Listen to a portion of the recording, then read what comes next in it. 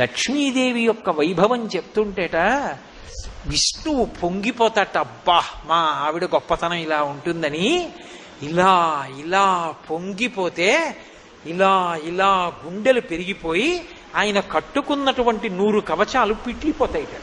పిట్లిపోయి కింద పడిపోయాక చూసుకుంటాట, ఓహో మా ఆవిడ్ని పొగిడితే ఇంత పొంగిపోయానా అనుకుంటాట.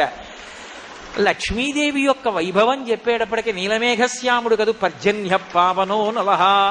పర్జన్యుడు విష్ణు స్వరూపం.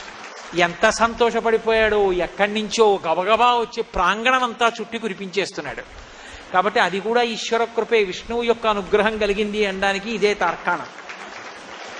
కాబట్టి ఆషాదశమి నాడు పరమశివలింగానికి చందనోదకంతో అభిషేకం చెయ్యడం లక్ష్మీదేవి యొక్క అనుగ్రహానికి కారణం. మీరు ఎప్పుడైనా ఒక విషయం జ్ఞాపకం పెట్టుకోండి,